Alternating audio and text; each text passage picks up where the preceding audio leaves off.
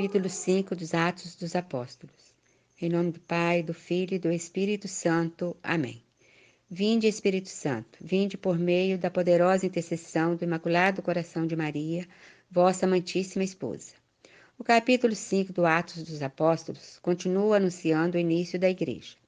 O grupo dos cristãos era unidos, não havia nem rico e nem pobre. Não era obrigado, mas aqueles que queriam juntar-se a eles vendiam seus bens e colocavam aos pés dos apóstolos, e eram divididos para todos. Havia um casal por nome Ananias e Safira, que combinaram vender um terreno e dar somente uma parte aos apóstolos. Mentiram quanto ao preço das terras. Ambos morreram por causa da mentira, que é um pecado grave. Jesus disse: Eu sou o caminho, a verdade e a vida. Quando mentimos, nos afastamos totalmente de Jesus, que é a verdade. E mesmo saudáveis, nosso espírito já pode estar morto. Diante de tudo isso, os apóstolos continuavam anunciando a palavra, curando os enfermos e libertando os atormentados de espíritos imundos, e a cada dia se juntavam a eles uma multidão que acreditavam no Senhor. Os sumos sacerdotes e os saduceus, movidos pela inveja, prenderam os apóstolos. O anjo do Senhor abriu a porta da prisão e ordenou que eles fossem anunciar a palavra de vida no templo. Eles obedeceram. O sacerdote mandou reunir o conselho e logo ficou sabendo que eles não estavam presos, apesar das portas da prisão fechadas e os guardas de prontidão. Sem entender nada, reuniu-se o grande conselho e buscaram os apóstolos sem violência, pois temiam a multidão que os acompanhava. Foram proibidos expressamente de falar em nome de Jesus. Eles disseram: Vamos obedecer a Deus e não aos homens. Então resolveram matá-los. Como Deus é um escudo de proteção para os que nele confiam, levantou-se um dos chefes do grande conselho, muito respeitado pelo povo, chamado Gamaliel, e disse a seus companheiros: Não façam nada contra esses homens. Se o que falam for de origem humana, vai desaparecer como acontecido antes. Mas se vier de Deus, não podereis contradizer. Vão correr o risco de lutar contra o próprio Deus. Então aceitaram o conselho, bateram muito neles e ordenaram-lhes que não pregassem mais no nome de Jesus, e os soltaram. Eles saíram cheios de alegria por terem sido achados dignos de açoites pela causa do Senhor, e continuaram destemidamente anunciando o Evangelho no templo e nas casas. Atos dos Apóstolos, capítulo 6. Hoje vamos falar de como se deu a eleição dos diáconos. Devido ao grande número dos discípulos, houve queixas entre hebreus e gregos. Entendia-se que estavam negligenciando as suas viúvas. Então, os 12 se reuniram com os discípulos e fizeram um pedido, que escolhesse dentre vós 7 homens, que deveria ter uma boa reputação, cheios do Espírito Santo e de sabedoria, aos quais ficaram encarregados deste ofício. Deveriam atender sem cessar à oração e ao ministério da palavra. Essa atitude agradou a todos reunidos à população. Dentre esses escolhidos, havia um de nome Estevão, um homem cheio de fé e do Espírito Santo. Foram apresentados aos apóstolos e estes, orando, impuseram-lhe as mãos. Multiplicava-se consideravelmente o número de discípulos em Jerusalém e de sacerdotes que aderiam à fé. Estevão, por sua vez, cheio da graça e da fortaleza, fazia grandes milagres. E isso começou a causar descontentamento de alguns na sinagoga. E começaram a disputar com ele. Mas como não podia resistir a tanta sabedoria e ao Espírito Santo que o inspirava, então subornaram alguns indivíduos para que dissesse ter o ouvido blasfemar contra Moisés e contra Deus. Agarraram-no e o levaram ao grande conselho com falsos testemunhos e palavras, inclusive sobre Jesus de Nazaré. Todos os membros do grande conselho, quando ali estava reunido, olharam para o rosto daquele homem e viram a semelhança de um anjo. Capítulo 7 dos Atos dos Apóstolos.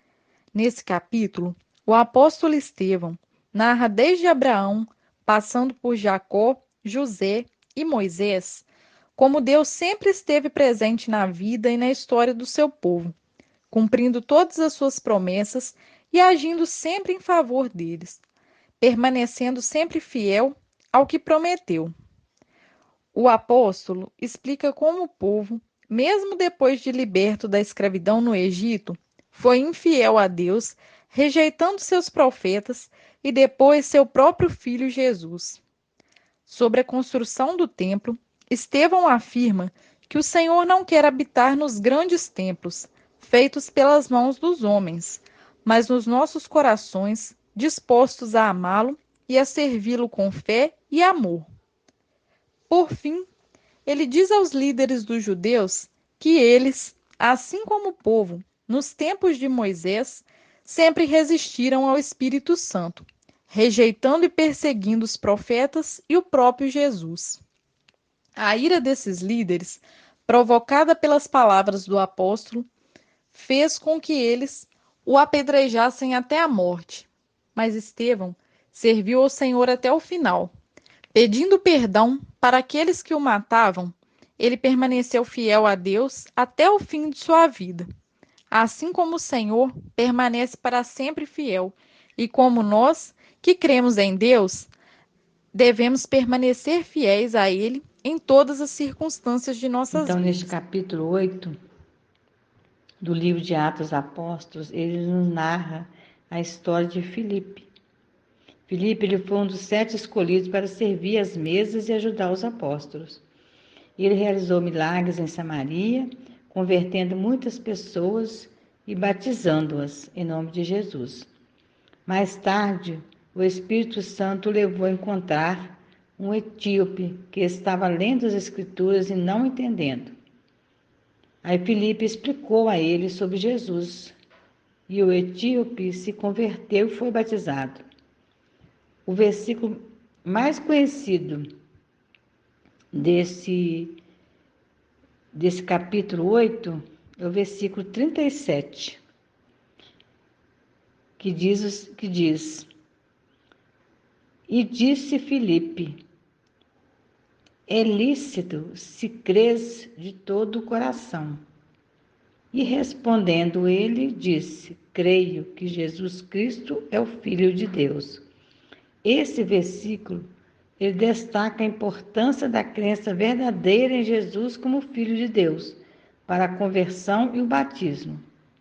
Ele também destaca a importância da sinceridade na crença, já que Filipe perguntou ao etíope se ele crê de todo o coração.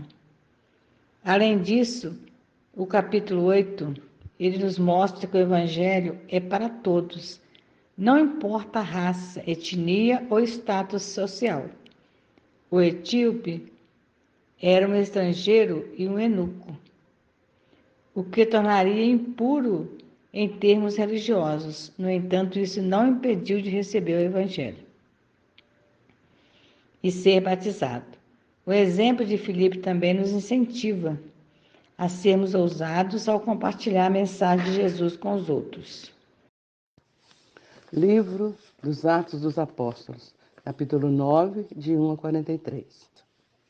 Atos 9, de 1 a 30, nos fala da conversão de Paulo, que de perseguidor passou a ser perseguido. Jesus entrou de repente na vida de Paulo e provocou uma profunda transformação.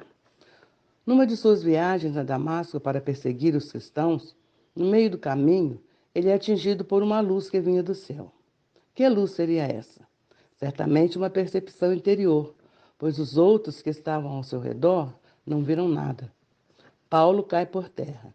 Não pôde prosseguir na intenção de perseguir os cristãos. O que provocara a sua queda? ouve-se uma voz: Saulo, Saulo, por que você me persegue? Paulo perseguia os cristãos e Jesus lhe diz: por que me persegues? Isso é sinal de que Jesus ressuscitado está presente na vida das comunidades e na vida de cada um de nós. Paulo não percebera, mas o diálogo com a voz o certifica.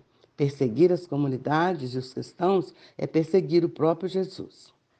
Havia em Damasco um discípulo chamado Ananias, que, por ordem de Jesus, impõe as mãos sobre Paulo, gesto que comunica o Espírito. E Paulo fica curado da cegueira. Seu passado ficou na treva. Seu presente e futuro se abrem com a luz vinda da comunidade que testemunha Jesus.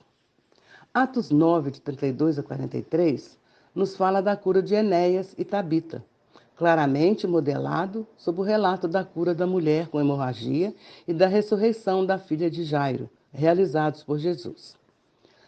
As palavras Enéas, Jesus Cristo está curando você, deixa bem claro que o poder não vem de Pedro, mas vem do Senhor Jesus. Tabita, reconhecida na comunidade pelas boas obras que realizava, morre e então mandam chamar Pedro, não só para presidir o funeral, mas que ele fizesse alguma coisa, certamente que ressuscitasse Tabita. A ressurreição se dá em 2 tempos. Primeiro Tabita abre os olhos e depois Pedro dá a mão e Tabita se levanta. Assim, Pedro devolve a vida, não só a Tabita, mas a toda a comunidade, pois eles acreditaram no Senhor Jesus e reconheceram sua ação através de Pedro. Nossa Senhora de Pentecostes, rogai por nós.